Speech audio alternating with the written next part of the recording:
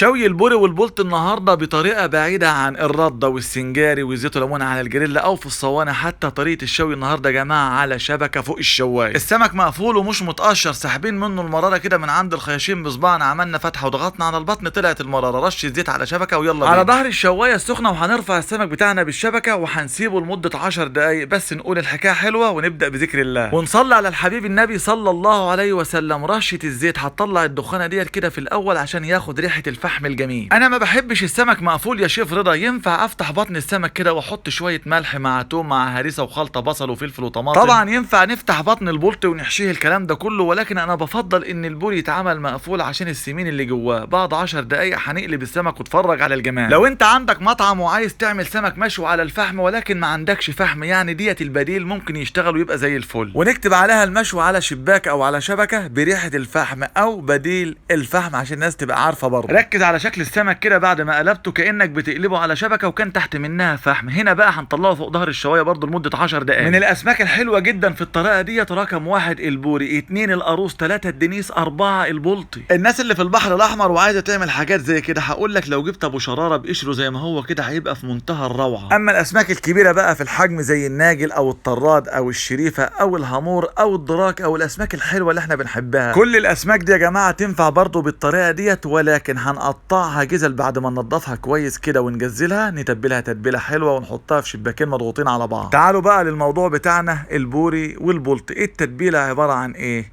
بص الاول معايا كده على شكل السمك، خد اللون الجميل ده كده. هناخد بقى الملح والكمون، شويه شطه وشويه كزبره او فلفل اسمر شغال. هنقلب بقى البهارات مع بعضها ونبدا نتبل سمكنا بالتتبيله القيمه دي. طبعا البوري بيحب التتبيله دي قوي، الملح والكمون والليمون والبلط هكذا.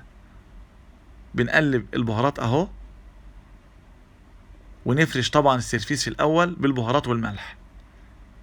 هنحط السمك بقى ونديله كميه بهارات زي ديت وما نخافش، السمك مش متقشر، يعني الملح اللي هتحط عليه هتوصل نسبه بسيطه جدا للحم. اما لو السمك بتاعنا متقشر ما ينفعش نديله بهارات كتير، نخلي بالنا.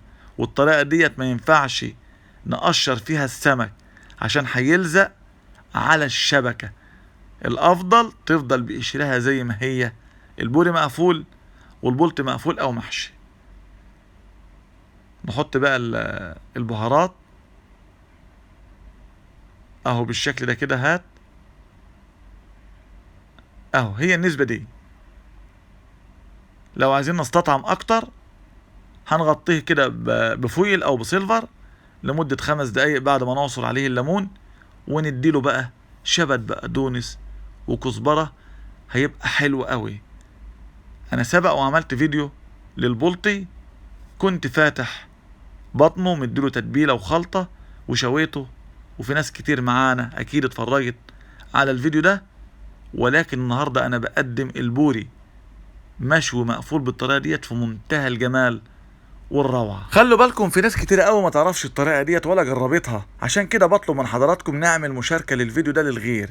عايز كل الناس تستفيد معانا، ولو عجبتنا الطريقة ديت نحط لايك للفيديو ده. بالله عليكم ما ننسى نشارك الفيديو ده للغير ونقول رأينا في التعليقات. يلا بينا نقشر البوري ونشوف اللحم من جوه عامل ازاي. تعالى معايا كده، او تعالوا كلكم معايا كده نقرب على السمكاية. شايفين؟ الله يا سلام على الجمال. بص بص بص اللحم من الداخل حاجة بتقول كلام كتير. شايف المنظر؟ الفص من ده يا جماعة بياخدك لمكان بعيد قوي، يطلعك خارج الكرة الأرضية. شايفين البطن من الداخل؟ الناس بقى اللي بتقول السمك المقفول مش حلو من البطن، لا تعالى اوريلك بقى الدهن اهو. ده الدهن والسمكة نظيفة من الداخل، حاجة عظمة. بص بص بص، شايف؟ الله الله الله الله على الجمال. الله الله يا سلام. جربوا الطريقة ديت هتدعولي. في حاجات تانية وأسرار وإبداعات وحاجات جديدة كل يوم إن شاء الله يا جماعة. الناس بقى اللي مش متابعة هيفوتكم كتير. اعملوا متابعة عشان تشوفوا الحاجات الحلوة اللي الشيف رضا شعبان فودة هيقدمها. وده البلط اهوت، وكل حاجة زي الفل، مش هتفرقوا ما بين الطريقة ديت وما بين الفحم. بشكركم لو وصلتوا معايا لهنا، واشوفكم على خير ان شاء الله في فيديوهات قادمة. دمتم في امان الله، السلام عليكم.